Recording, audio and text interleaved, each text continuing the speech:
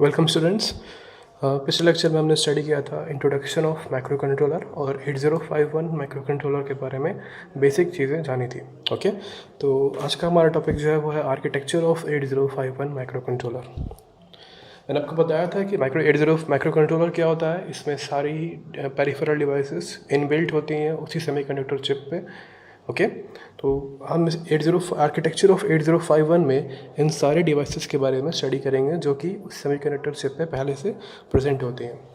ठीक है, तो पहला क्या आपका सीपीयू क्या, माइक्रो प्रोसेसर में क्या क्या आते हैं, एएलयू आता है, control unit, registers, okay, clock circuit, इसके बाद RAM, ROM, timer, serial ports, bus control और आईओ पोर्ट्स। ओके, ये सारी चीज़ें हम इसमें स्टडी करेंगे।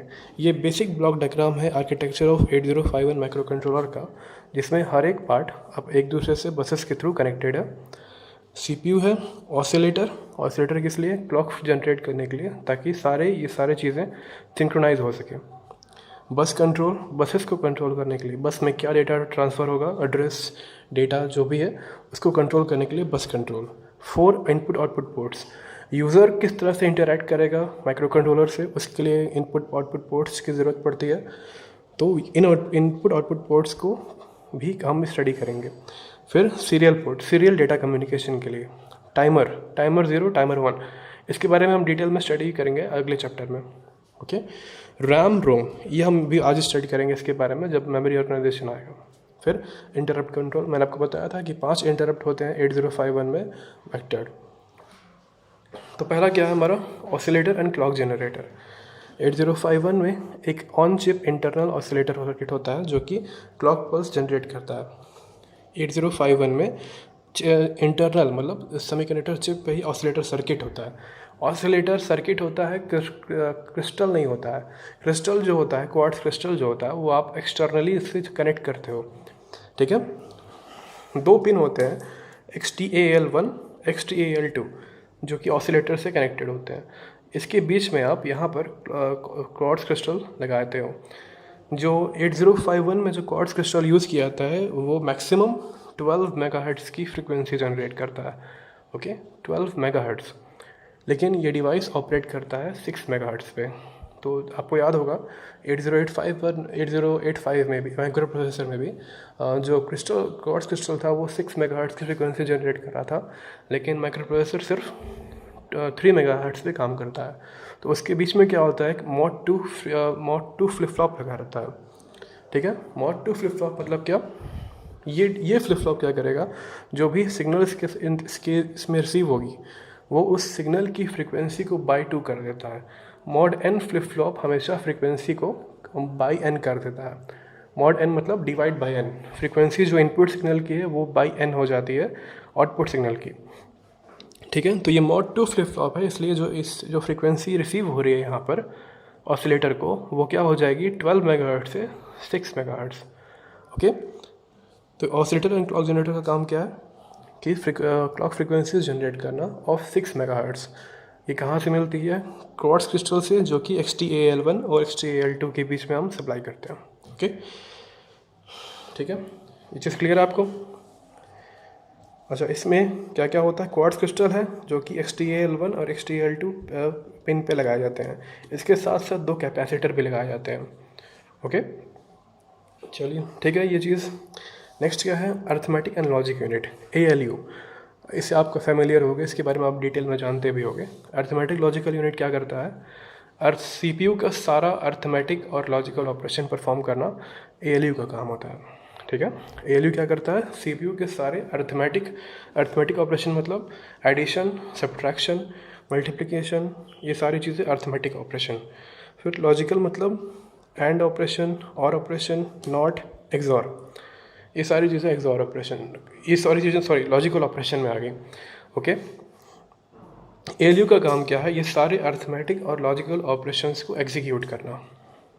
कैसे करता है ये, इसके लिए इसके पास 2 रजिस्टर होते हैं, रजिस्टर A एक्यूमुलेटर और रजिस्टर B। ओके, इसके अलावा हमने स्टडी किया था 8085 में ये स्टडी किया था कि अर्थमेटिक और लॉजिकल ऑपरेशंस के अलावा ALU कंपेयर करने के काम भी आता है, कंपेयर भी करता है, रोटेट रोटेशन में और कॉम्प्लीमेंट करने में, ठीक है। कंपेयर करना मतलब दो नंबर्स हैं, दो डेटा है आपके पास, कंपेयर करने के लिए कि कौन बड़ा है कौन छोटा है या इक्वल है, ओके। रोटेट करने के लिए, शिफ्ट करने के लिए राइट शिफ्ट, लेफ्ट शिफ्ट, मैंने आपको बताया था इसके लिए इंस्ट्रक्शंस होते हैं RRC RRL, तो सेम इंस्ट्रक्शन इसमें भी है, 8051 में भी ये वो 4 इंस्ट्रक्शन यहाँ पे भी यूज़ होंगे रोटेशन के लिए, कॉम्प्लीमेंट करने के लिए, इन्वर्ट करने के लिए, ओके। इसके अलावा ALU और क्या करता है, फ्लैग रजिस्टर को अपडेट करना। ALU कुछ भी पर ऑपरेशन कर रहा है, अरिथमेटिक हो चाहे लॉजिकल, उसका रिजल्ट फ्लैग पे दिखता है। उसका रिजल्ट फ्लैग स्टोर कहाँ होगा, एक्यूमुलेटर में, लेकिन इफेक्ट कहाँ आता है, फ्लैग पे, ओके। फ्लैग्स के बारे में हम देखेंगे अभी आगे। तो इसका काम क्या होता है, ALU का फ्लैग रजिस्टर को अपडेट करना। कैसा रिजल्ट आया है उसके बेसिस पे फ्लैग रजिस्टर या जिसे हम प्रोग्राम स्टेटस वर्ड कहते हैं PSW, उसको अपडेट करना। क्लियर। तो हमने क्या देखा, ऑसिलेटर क्या करता है, फ्रीक्वेंसी जनरेट करता है 6 मेगाहर्ट्ज़ की, क्वार्ट्ज क्रिस्टल जो कि 12 मेगाहर्ट्ज़ का है उसको बाई 2 करके 6 मेगाहर्ट्ज़ की फ्रीक्वेंसी जनरेट करना ऑसिलेटर का काम है। ALU का काम क्या है, अरिथमेटिक और लॉजिकल ऑपरेशंस, इसके अलावा कंपेयर करना, रोटेट करना, कॉम्प्लीमेंट करना और फ्लैग रजिस्टर को अपडेट करना, ठीक है। नेक्स्ट है एक्यूमुलेटर, या फिर जिसे हम रजिस्टर A कह रहे हैं। रजिस्टर A क्या करता है, it is the most useful register. आप इसके बारे में जानते हो कि एक्यूमुलेटर जो होता है, चाहे वो माइक्रो प्रोसेसर हो चाहे माइक्रो कंट्रोलर हो, सबसे यूजफुल रजिस्टर एक्यूमुलेटर होता है। क्यों, बिना इसके ALU कोई ऑपरेशन करेगा ही नहीं। कोई भी रिजल्ट अगर हमें ALU से कोई भी काम करवाना है, चाहे वो एडिशन हो सब्ट्रैक्शन हो, उसका एक रिजल्ट जरूर एक्यूमुलेटर में जाएगा, तभी जाके वो ALU उसको परफॉर्म करेगा। इनपुट हमेशा एक्यूमुलेटर होता है ALU का, ठीक है। क्या होता है ये accumulator, input to the ALU का इनपुट होता है। किसी भी डेटा को हम अगर ALU को देना चाहते हैं तो वो हम एक्यूमुलेटर के थ्रू ही देंगे, ठीक है। सारे के सारे अरिथमेटिक और लॉजिकल ऑपरेशन में भी हम एक्यूमुलेटर के थ्रू ही कर पाते हैं, ओके। लेकिन ALU जो भी कोई अरिथमेटिक लॉजिकल यूनिट या ALU जो भी ऑपरेशन कर रहा है, उसका रिजल्ट एक्यूमुलेटर में स्टोर होता है। हमेशा याद रखिएगा कि ALU का रिजल्ट जो भी उसने काम किया है वो रिजल्ट कहाँ स्टोर करेगा, उसका एक्यूमुलेटर पे, ठीक है। इसके अलावा एक्यूमुलेटर का काम क्या होता है, डेटा ट्रांसफ़र। अगर 8051 और एक्सटर्नल मेमोरी जब हम कनेक्ट करेंगे तो ट्रांसफ़र जब भी करना होगा डेटा तो वो एक्यूमुलेटर के थ्रू ही होता है। आपको पता होगा जब हम वहाँ पेरिफेरल डिवाइसेस स्टडी कर रहे थे तो वहाँ पर भी हमने ये स्टडी किया था कि एक्यूमुलेटर के थ्रू ही इनपुट आउटपुट डिवाइसेस पे हम डेटा ट्रांसफ़र कर पाते हैं, इन या आउट सिग्नल से, इंस्ट्रक्शन से, ओके। तो यहाँ पर भी एक्यूमुलेटर या रजिस्टर A ही हम यूज़ करेंगे डेटा ट्रांसफ़र के लिए बिटवीन एक्सटर्नल मेमोरी एंड 8051। इसके बाद क्या है एक्यूमुलेटर, अब आता है रजिस्टर B। रजिस्टर B क्या है, it is a eight bit register. Register B क्या करता है, ये साथ देता है, कॉम्प्लीमेंट करता है किसको, एक्यूमुलेटर को। कॉम्प्लीमेंट मतलब कि ये मत समझिएगा उल्ट रिवर्स करने वाला नहीं, इन्वर्ट करना नहीं, मतलब उसका साथ देता है, ठीक है। ये एक्यूमुलेटर के साथ यूज़ किया जाता है, रजिस्टर A के साथ यूज़ करते हैं इसको as a input to the ALU में हम जानते हैं 2 इनपुट होगा, ठीक है। एक तो एक्यूमुलेटर है और दूसरा 8051 में हम बात कर रहे हैं, तो एक तो एक्यूमुलेटर होगा और दूसरा क्या होगा, रजिस्टर B। पहला एक्यूमुलेटर रजिस्टर A और दूसरा रजिस्टर B, ठीक है। जब भी हम ALU को कोई डाटा देंगे तो एक्यूमुलेटर के थ्रू देंगे और रजिस्टर B के थ्रू देंगे, ठीक है। कहाँ पर ज़्यादातर यूज़ करेंगे इसको, रजिस्टर B यूज़ कहाँ होता है, मल्टीप्लिकेशन और डिवीज़न में। जब भी हमें मल्टीप्लिकेशन या डिवीज़न करना होगा तो उस केस में रजिस्टर B यूज़फुल होगा। रजिस्टर B क्या करेगा, जैसे जब मल्टीप्लिकेशन कर रहे हैं तो 2 नंबर है, मल्टीप्लाई 2 नंबर को मल्टीप्लाई करना है तो एक नंबर उसमें से रजिस्टर B में स्टोर होगा, ओके। और डिवीज़न जब करते हैं तो डिवाइज़र मतलब जो नंबर डिवाइड कर रहा है, ठीक है, और रिमाइंडर डिवाइज़र स्टोर करेगा पहले और उसके बाद जब डिवीज़न हो गया रिजल्ट आया तो उसका रिमाइंडर भी रजिस्टर B में स्टोर होगा। जैसे हमने क्या किया, हमने दिया 4 को डिवाइड करना है 9 से, ठीक है। रिजल्ट क्या आएगा 2, इसे क्वेश्चन कहते हैं, और रिमाइंडर क्या बचा 1। तो 2 तो चला जाएगा एक्यूमुलेटर में, ये रिजल्ट है ALU के ऑपरेशन का, लेकिन रिमाइंडर जो है 1 वो रजिस्टर B में जाएगा। Okay, clear? ठीक है, चलिए। इसके अलावा मल्टीप्लिकेशन, जब हम मल्टीप्लाई कर रहे हैं, मान लेते हैं कि जो डेटा है वो एक्सीड कर गया, 8 बिट से ऊपर चला गया। हम जानते हैं 8 बिट ऑफ डेटा की लिमिट होती है 127, मैक्सिमम 127 तक जा सकता है। अगर उसके बियॉन्ड चला गया, ठीक है, तो क्या होगा, उस वक्त रजिस्टर B एडिशनल बाइट की तरह काम करेगा। मतलब पहला बाइट जो रिजल्ट 8 बिट का पहला बाइट वो रजिस्टर A में चला जाएगा एज ए रिजल्ट, और जो इसका हाइयर पार्ट है 16 बिट, जो दूसरा सेकेंड बाइट है वो इसमें आ जाता है रजिस्टर B में, जब भी एक्सीड करेगा। ठीक है, तो रजिस्टर B क्या करता है, higher order byte of the result, कभी कभी हायर ऑर्डर बाइट जो होता है हाई ऑर्डर बाइट, उसको भी स्टोर करता है।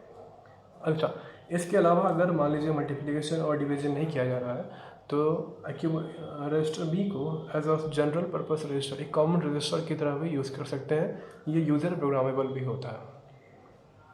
क्लियर है, सिंपल है। रजिस्टर B क्या करता है, रजिस्टर A क्या करता है। एक्यूमुलेटर से आप फेमिलियर हो, रजिस्टर B एक नया चीज़ आया है, तो इसमें भी ऐसा कुछ खास नहीं है, बहुत ईजी चीज़ है। ठीक है, नेक्स्ट क्या है, program status word PSW, flag register, इसे फ्लैग रजिस्टर भी कहते हैं। ठीक है, 8 बिट का रजिस्टर है, लेकिन 6 बाइट ऑफ डेटा है कि इसमें से जो 8 बिट है उसमें से केवल 6 बाइट ही 8051 यूज़ करता है, बाकी 2 यूज़र डिफाइंड होते हैं या अनडिफाइंड होते हैं। ये यूज़र के लिए छोड़ दिया जाता है कि फ्यूचर में कभी ज़रूरत पड़ेगी तो उसको यूज़ कर सकता है यूज़र, प्रोग्रामर। तो क्या है, प्रोग्राम स्टेटस वर्ड PSW क्या होता है, 8 बिट का रजिस्टर है जिसमें से 6 बिट यूज़ करता है 8051, और 2 क्या होता है, अनडिफाइंड या यूज़र प्रोग्रामेबल होते हैं। ठीक है, हमने कहा कि ये प्रोग्राम स्टेटस वर्ड क्या है, फ्लैग रजिस्टर है। फ्लैग क्या होता है, फ्लिप फ्लॉप होता है। ठीक है, फ्लिप फ्लॉप, एक फ्लिप फ्लॉप होता है। फ्लैग क्या बताता है, एक फ्लैग से हमें मालूम क्या पड़ता है, जैसे कि ALU ने कुछ टास्क किया, कुछ आपने उसको कमांड दिया था कि परफॉर्म करने के लिए, उसने वो किया, उस रिज़ल्ट का इम्पैक्ट क्या आ रहा है, इफ़ेक्ट क्या है। ठीक है, उसको दिखाने का ये फ्लैग एक ज़रिया होता है, एक तरीका होता है जिससे हम दिखा सकते हैं कि इम्पैक्ट क्या हुआ, रिज़ल्ट को नहीं। जैसे कि ALU ने एडिशन किया तो उसका रिज़ल्ट आया, वो तो एक्यूमुलेटर में चला जाएगा ऐड करके, लेकिन इस रिज़ल्ट का इफ़ेक्ट क्या हो रहा है वो कहाँ से मालूम पड़ता है, फ्लैग से। फ्लैग में 1s और 0s की फॉर्म में हम रिज़ल्ट का इफ़ेक्ट देखते हैं। जैसे मान लेते हैं कि अगर हम एडिशन कर रहा है, एडिशन करते हुए अगर नंबर जो रिज़ल्ट आ रहा है वो लिमिट से बाहर जा रहा है, तो क्या होगा, कैरी फ्लैग एक्टिवेट हो जाएगा। ठीक है, नंबर ऑफ़ वंस कितने हैं उसके हिसाब से पैरिटी फ्लैग एक्टिवेट होगा। ठीक है, ऑक्सिलरी कैरी, जब D3 बिट से D4 बिट पे अगर कैरी ट्रांसफ़र हो रहा है तो उसके हिसाब से ऑक्सिलरी कैरी फ्लैग सेट हो जाएगा।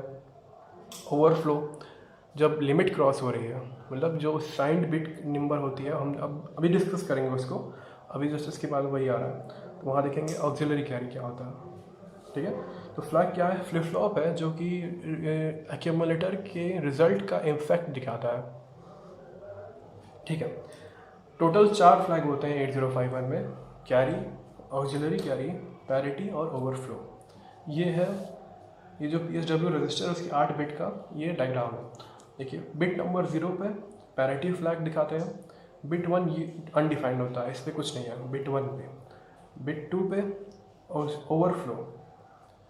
ओवरफ्लो फ्लैग का स्टेटस, बिट 3 RS0 मतलब registers bank select, register bank select मतलब, अब मैंने आपको पिछले लेक्चर में बताया था कि 8051 में 32 बाइट ऑफ रजिस्टर बैंक हो, 32 बाइट फिक्स होते हैं रजिस्टर्स के लिए, जो कि 4 बैंक में डिवाइड होते हैं, बैंक 0, बैंक 1, बैंक 2, बैंक 3। हर एक बैंक में रजिस्टर्स होते हैं एक बाइट के, तो टोटल 8 बाइट का एक बैंक होता है। ये देखिए, यहाँ मैंने आपको बताया था कि 4 बैंक होते हैं, बैंक 0, बैंक 1, बैंक 2, बैंक 3। हर एक बैंक में 8 रजिस्टर होते हैं। ठीक है, हर एक रजिस्टर 1 बाइट का है, तो टोटल कितने हो जाएंगे, 8 बाइट। ठीक है, तो RS फ्लैग जो होता है, ये जो RS मैंने बताया आपको, RS ये इन बैंक को सेलेक्ट करने के काम आता है, ठीक है। किस बैंक में आप काम करना चाहते हो, मतलब किस बैंक में आप डेटा स्टोर या उससे डेटा रीड करना चाहते हो, वो सेलेक्ट कैसे करेंगे, इसके थ्रू RS0 और RS1 के थ्रू यूज़ करके हम इसको करते हैं। अभी हम आगे देखेंगे कैसे होता है, सिलेक्शन कैसे किया जाता है, ओके। तो प्रोग्राम स्टेटस वर्ड क्या है, फ्लैग रजिस्टर इसे कहते हैं। 8 बिट का होता है, जिसमें से केवल 6 बिट ही यूज़ करते हैं, 2 बिट अनयूजर डिफाइंड होती है, ठीक है। फ्लैग क्या होता है, फ्लैग हम कह रहे हैं फ्लिप फ्लॉप होता है, जो ALU ऑपरेशन का इफेक्ट बताता है, उसका क्या इफेक्ट पड़ेगा प्रोग्रामर को वो दिखाता है। 8051 में टोटल 4 फ्लैग होते हैं, carry, auxiliary carry, parity, overflow. जो PSW रजिस्टर है, प्रोग्राम स्टेटस वर्ड, जो 8 बिट का रजिस्टर है, उसमें क्या होता है, हर एक बिट का क्या मतलब होता है, बिट 0 पैरिटी के लिए होता है, बिट 1 अनडिफाइंड या यूज़र डिफाइंड होता है, बिट 2 जो सेकंड नंबर पे, ओवरफ्लो थर्ड पे, RS0 बैंक सेलेक्ट करने के लिए, फोर्थ पे भी RS1, ये दोनों बिट बैंक सेलेक्ट करने के लिए हम यूज़ करेंगे, रजिस्टर बैंक को सेलेक्ट करने के लिए ये दोनों बिट हम यूज़ करेंगे। 5 ये भी यूज़र डिफाइंड होता है, ठीक है। 6 क्या है, ऑक्सिलरी कैरी, और 7 कैरी फ्लैग। ये देखते हैं इसके बारे में, पहले देखते हैं ये दोनों बिट के बारे में, ओके। मैंने बताया बिट 3 और बिट 4, बिट 3 और बिट 4 क्या है, बैंक सेलेक्ट फ्लैग है, बिट्स है। बिट 3 और बिट 4 क्या होते हैं, RS0 RS1 ये रजिस्टर बैंक सिलेक्शन बिट होते हैं, मतलब किस बैंक से आपको डेटा रीड करना है या किस बैंक में डेटा स्टोर करना है, वो आप कैसे डिसाइड करोगे, using this banks, this bits, ये दोनों बिट्स का यूज़ करके आप करोगे। RS0 RS1 दोनों 0 हैं, इस केस में बैंक 0, RS1 0 1 पे बैंक 1, 1 0 पे बैंक 2 और 1 1 पे बैंक 3। मेमोरी रैम में इन हर एक बैंक का एड्रेस पहले से डिफाइन होता है, ठीक है। कहाँ पर ये बैंक स्टार्ट हो रहे हैं उनका एड्रेस पहले से डिफाइन होता है, जैसे बैंक 0 में 00 से 07 तक, बैंक 1 08 से 0F तक, बैंक 2 10 से 17 तक, और बैंक 3 18 से 1F तक, ये पहले से डिफाइंड है।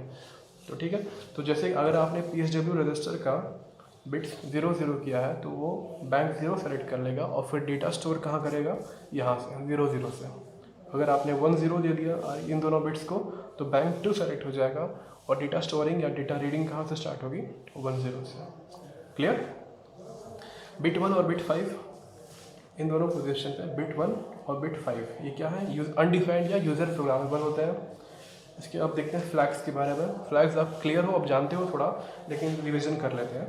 कैरी फ्लैग क्या होता है, जब भी ALU कोई ऑपरेशन कर रहा है और उसका रिजल्ट एक कोई कैरी जनरेट कर रहा है, ठीक है। लास्ट बिट 7 जो है, लास्ट बिट जो होता है, अगर वहाँ से कैरी जनरेट हो रहा है या तो फिर वो एक बोरो कर रहा है, मतलब या तो एडिशन करते वक्त प्लस करते वक्त कैरी D7 बिट से बाहर जा रहा है एक्स्ट्रा, या तो फिर सब्ट्रैक्शन करते वक्त D7 बिट में कैरी आ रहा है, बोरो आ रहा है, सॉरी। तो उस केस में कैरी फ्लैग क्या होता है, सेट होता है, ठीक है। क्या क्या दिखाता है, एडिशन करते वक्त अगर कैरी जनरेट D7 से बाहर जा रहा है, या तो फिर सब्ट्रैक्शन करते वक्त बोरो D7 में आ रहा है, उस केस में कैरी फ्लैग सेट होगा, ठीक है। ये फ्लैग यूज़र प्रोग्रामेबल होता है, आप इंस्ट्रक्शन का यूज़ करके इसको सेट या रीसेट कर सकते हो। 8051 में जो इंस्ट्रक्शन होते हैं वो क्या होते हैं, सेट BC, मतलब set bit of carry, set the bit of carry. इसका मतलब ये है, ये क्या करेगा, कैरी फ्लैग की वैल्यू 1 कर देगा। इसी तरह क्लियर C, CLR, C क्या मतलब क्लियर C, ये क्या करेगा इंस्ट्रक्शन, कैरी फ्लैग की वैल्यू 0 कर देगा, ठीक है। कैरी फ्लैग आपको क्लियर है। ऑक्सिलरी कैरी, इसे हाफ कैरी भी कहते हैं, क्यों, जब भी बिट कैरी ट्रांसफ़र होगा D3 से D4 एक्यूमुलेटर में, ALU ऑपरेशन जब भी हो रहा है उसमें अगर D3 बिट थर्ड बिट से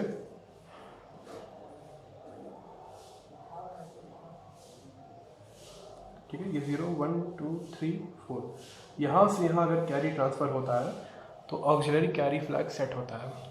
क्यों, इसकी ज़रूरत क्या है, BCD addition, binary coded addition में जब भी हम binary coded decimal arithmetic operation जब करते हैं, एडिशन सब्ट्रैक्शन, उसमें इसके इफेक्ट होते हैं। जैसे कि आप जानते हो BCD एडिशन 0 to 9 तक ही होता है। अगर उसके बियॉन्ड जाता है तो क्या करते हैं, हम 6 ऐड करते हैं, ठीक है, 0 0 1 1 0 ऐड करते हैं। इन केसेस में जब BCD एडिशन किया जाता है, BCD कोई भी ऑपरेशन करते हैं, ऑक्सिलरी कैरी फ्लैग चेक करना पड़ता है। क्यों? हो सकता है कि रिजल्ट गलत आ रहा हो और फिर ऑक्सिलरी कैरी फ्लैग चेक करके उसको सही किया जाता है। ओके, तो क्या करता है ऑक्सिलरी कैरी फ्लैग, जब भी बिट नंबर 3 से बिट नंबर 4 पे कैरी जा रहा होगा तो ऑक्सिलरी कैरी फ्लैग 1 हो जाता है। ठीक है, ये क्या बताता है कि BCD एडिशन के टाइम, ये क्या बताता है कि जब भी अगर BCD एडिशन किया जा रहा है तो रिजल्ट गलत आएगा, उसको प्रोग्रामर को सही करना होगा। ओके, लास्ट क्या है, थर्ड क्या है, पैरिटी फ्लैग। पैरिटी क्या होती है, number of ones. Okay, accumulator में का रिजल्ट, अगर एक्यूमुलेटर में जो रिजल्ट स्टोर किया गया है ALU से, अगर उसकी वैल्यू 1 है, उसमें नंबर ऑफ वंस की वैल्यू इवन है तो पैरिटी फ्लैग 0। अगर नंबर ऑफ वंस की वैल्यू एक्यूमुलेटर में ऑड है तो पैरिटी फ्लैग 1 होता है। ये आप इसकी आपको क्लियर होगा, ये आप जानते भी हो। ठीक है, पैरिटी क्या बताता है, नंबर ऑफ वंस इवन है कि ऑड है। एक्यूमुलेटर पे अगर नंबर ऑफ वंस इवन है, इवन के लिए क्या होगा, P = 0, ऑड के लिए क्या होगा, P = 1। Clear? Overflow, signed bit और अनसाइंड बिट आप जानते हैं। साइंड बिट क्या होता है, जब हम दोनों पॉजिटिव या नेगेटिव नंबर दोनों को काउंट करते हैं तो हम साइंड बिट का यूज़ करते हैं, और केवल पॉजिटिव नंबर्स के लिए हम अनसाइंड बिट का यूज़ करते हैं। साइंड मतलब साइंड नेगेटिव भी होता है और पॉजिटिव भी होता है, अनसाइंड केवल पॉजिटिव होता है। जैसे 8 बिट अगर हम बात करते हैं, signed number 8 bit signed number की लिमिट -128 से +127 तक होती है। और अनसाइंड इसमें अगर देखेंगे तो ये होती है 0 से 256 255 2 to the power 8 -1 तक। ठीक है, तो इस केस में क्या होता है, जब हम नॉर्मली जो होता है साइंड बिट ही डिफ़ॉल्ट होता है ज़्यादातर। ओवरफ्लो फ्लैग क्या करता है, अगर हमने बताया आपको कि ये 8051 8 बिट का रजिस्टर है, ठीक है, इसकी लिमिट कहाँ होगी, इसकी सारे रजिस्टर्स की लिमिट -128 से +127 तक ही होगी। ठीक है, अगर ALU कोई ऐसा ऑपरेशन कर रहा है जिसकी लिमिट इसके बियॉन्ड जा रही है, मतलब 127 से ऊपर या तो फिर -128 से कम हो रही है, उस केस में ओवरफ्लो फ्लैग सेट होता है।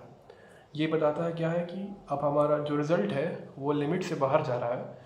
ठीक है, ये यूज़र को इन्फॉर्म करने का एक तरीका है, मतलब प्रोग्रामर को एक इन्फॉर्म करने का कि आपका कैलकुलेशन सही नहीं आया है, रिज़ल्ट सही नहीं है, इसमें कुछ गड़बड़ है। ठीक है, तो उस चीज़ के लिए ओवरफ्लो फ्लैग सेट होता है। क्लियर है? तो ये थे फ्लैग सारे PSW रजिस्टर के सारे बिट हमने स्टडी किए, क्या क्या है।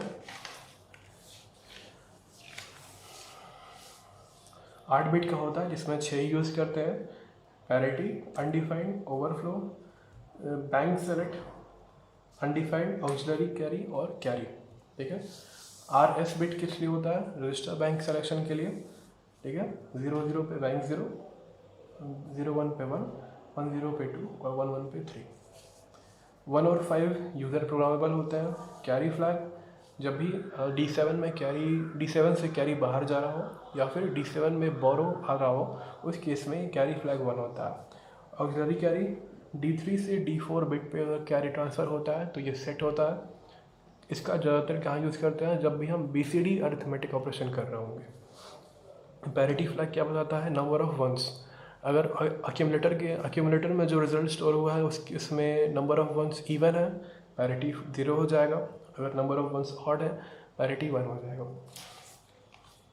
ठीक है, ओवरफ्लो फ्लैग, अगर लिमिट से बाहर कोई नंबर आ रहा है, ALU ने कोई ऑपरेशन किया, कुछ काम किया जिसका रिजल्ट लिमिट से बाहर जा रहा है, मतलब 127 से ऊपर या -128 से कम हो रहा है, तो उस केस में ओवरफ्लो फ्लैग सेट हो जाता है। ये क्या करता है, ये प्रोग्रामर को बताता है कि रिज़ल्ट सही नहीं है, आपका रिज़ल्ट सही नहीं आया, वो लिमिट से बाहर जा रहा है, इसलिए उसको सही करना पड़ेगा। ओके, क्लियर है फ्लैग आपको। नेक्स्ट क्या है, प्रोग्राम काउंटर। आप इसे पढ़े हो इसको अच्छे से, क्या होता है प्रोग्राम काउंटर। 16 बिट का पहले तो रजिस्टर होता है। अगर 16 बिट का रजिस्टर है, इसका मतलब क्या हुआ, जो एड्रेस स्टोर हो रहा है वो 16 बिट्स का स्टोर होता है। ठीक है, एड्रेस जितना भी बन रहा होगा इस 8051 माइक्रो कंट्रोलर में वो 16 बिट्स का बन रहा होगा। ओके, प्रोग्राम काउंटर 16 बिट का रजिस्टर है, क्या स्टोर करता है, एड्रेस किसका, अगला इंस्ट्रक्शन जो एग्जीक्यूट होने वाला है। मेमोरी में जहाँ कहाँ पर नेक्स्ट इंस्ट्रक्शन है, आपने प्रोग्राम लिखा, ठीक है, उसको स्टोर किया मेमोरी पे, तो अगर कोई इंस्ट्रक्शन एग्जीक्यूट हो रहा है उस टाइम पे प्रोग्राम काउंटर क्या करेगा, अगले वाले का जिसको एग्जीक्यूट होना है उसका एड्रेस पहले से स्टोर कर लेगा।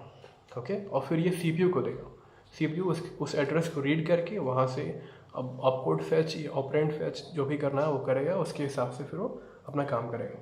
तो प्रोग्राम काउंटर का काम क्या होता है, मेमोरी एड्रेस में जो नेक्स्ट इंस्ट्रक्शन है उसका एड्रेस स्टोर करना, मेमोरी में जो अगला इंस्ट्रक्शन है उसके एड्रेस को स्टोर करना। ठीक है, जैसे इसमें क्या होता है, जैसे सीपीयू जब भी ऑपकोड फेच कर रहा है, ठीक है, ऑपकोड फेच अगर सीपीयू करेगा तो उसको मालूम पड़ जाएगा कि 1 बाइट का इंस्ट्रक्शन है कि 2 बाइट का है कि 3 बाइट का है। क्लियर है, जब भी सीपीयू ऑपकोड फेच इसलिए करता है कि उसको साइज मालूम पड़ जाए कि इंस्ट्रक्शन कितने साइज का है। ठीक है, तो उसके हिसाब से जैसे ही पहला ऑपकोड फेच होगा सीपीयू क्या होता है, एक सीपीयू अगले इंस्ट्रक्शन पे चला आता है। ठीक है, लेकिन एक चीज़ ध्यान दीजिएगा, प्रोग्राम काउंटर ज़रूरी नहीं है कि 1 से ही बढ़े। मतलब हमने स्टडी किया था कि P C is equal to P C plus 1 होता है हमेशा, पी सी 1 से इंक्रीज करता है, ऐसा ज़रूरी नहीं है। इसमें हो सकता है कि प्रोग्राम काउंटर 1 से ना बल्कि 2 से भी बढ़ सकता है। मतलब जब सीपीयू ने ऑपकोड फेच किया, ऑपकोड फेच कर लिया उसने, अब वो चेक करेगा कि 1 बाइट है कि 2 बाइट है। अगर 1 बाइट है तो प्रोग्राम काउंटर 1 से इंक्रीज करेगा, लेकिन अगर 2 बाइट्स का है ये इंस्ट्रक्शन तो प्रोग्राम काउंटर +2 से भी इंक्रीज कर सकता है। क्लियर है, तो ऐसा फिक्स नहीं है कि 1 से ही बढ़ेगा, +1 होगा, +2 भी हो सकता है। ठीक है, प्रोग्राम काउंटर क्या होता है, ज़्यादातर नॉन प्रोग्रामेबल होता है, लेकिन आप इसको मॉडिफाई कर सकते हो। कैसे, जंप या कॉल इंस्ट्रक्शन का यूज़ करते हुए जंप कर सकते हो किसी दूसरे लाइन पे, या तो फिर आप सब रूटीन को कॉल कर सकते हो। तो अब क्या होगा, प्रोग्राम काउंटर की वैल्यू उस पोजीशन में चेंज हो जाती है। क्लियर है, ठीक है। Next, data pointer register. Data pointer register क्या होता है, जिसे DTPR भी कहते हैं, DTPR, data pointer register, DTPR 16 bit का रजिस्टर होता है। 16 बिट का मतलब कि एड्रेस स्टोर कर रहा है। ओके, एड्रेस किसका स्टोर कर रहा है, मैंने आपको बताया था कि 8051 में 128 बाइट्स ऑफ रैम होती है और 4 किलोबाइट्स ऑफ रोम होती है। ठीक है, लेकिन एक्सटर्नल मतलब बाहर से भी आप रैम और रोम अटैच कर सकते हैं 8051 में। ठीक है, इसकी भी मतलब पॉसिबिलिटी होती है, स्पेस रखा आता है कि आप एक्सटर्नल रैम कनेक्ट कर लो। ठीक है, जब हम पिन डायग्राम पढ़ेंगे तो वहाँ पर पिन नंबर 31 एक EA पिन होगा, एक्सटर्नल एक्सेस उसका नाम होता है। वो CPU को ये बताता है कि CPU इंटरनल रैम से काम कर रहा है या इंटरनल मेमोरी से काम कर रहा है कि एक्सटर्नल। हमेशा एक एक्सटर्नल मेमोरी की जगह 8051 में रहती है, तो ताकि आप एक्सटर्नल मेमोरी कनेक्ट कर सको। डेटा पॉइंटर रजिस्टर जब भी एक्सटर्नल मेमोरी हम कनेक्ट करेंगे तो उस केस में data pointer register address store करेगा। ठीक है, एक्सटर्नल मेमोरी के लिए data pointer register address store करता है। जैसे CPU को रीड करना है, आपने एक्सटर्नल कोई मेमोरी कनेक्ट की है, CPU को रीड करना है उसमें से कोई डेटा, तो अब एड्रेस जो होगा वो डेटा पॉइंटर रजिस्टर में आएगा, प्रोग्राम काउंटर में नहीं।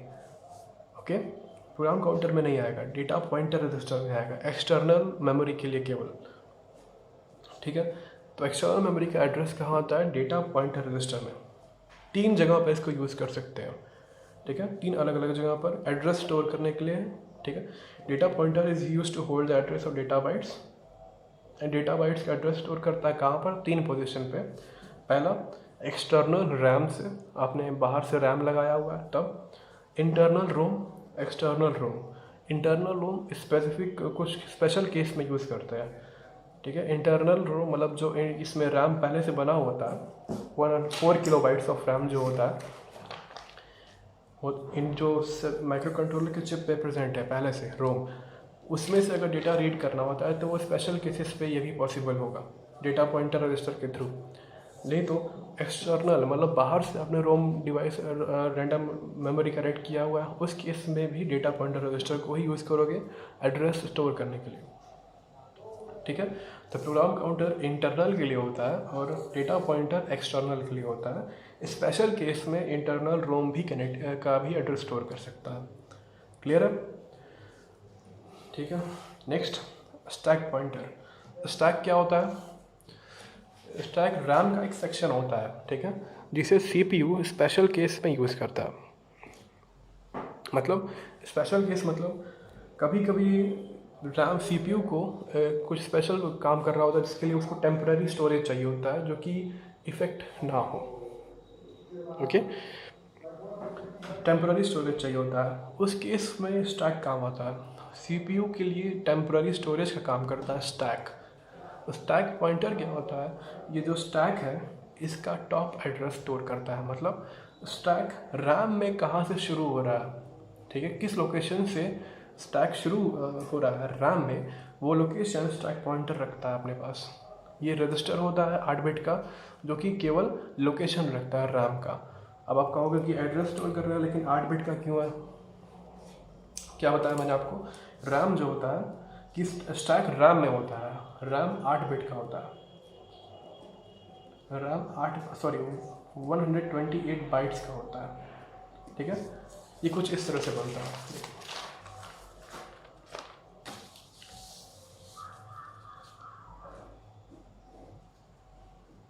ठीक है, 128 बाइट्स का है। इसमें 128 रजिस्टर्स लगे रहते हैं।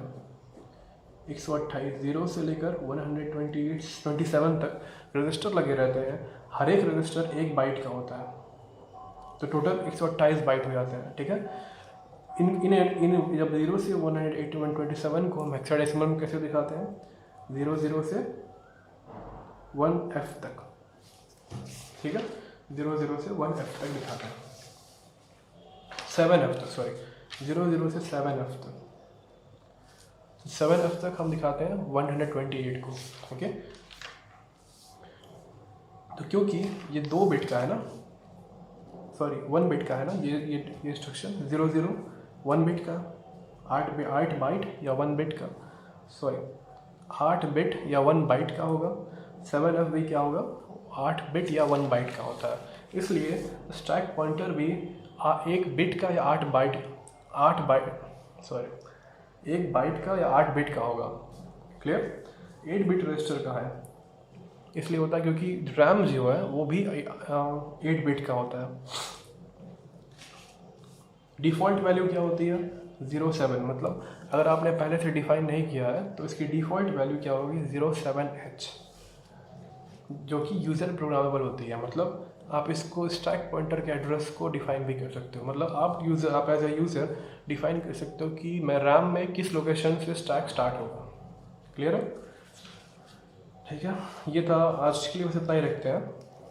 ओके, इसके बाद अगले लेक्चर में हम आगे कंटिन्यू करेंगे। Thank you.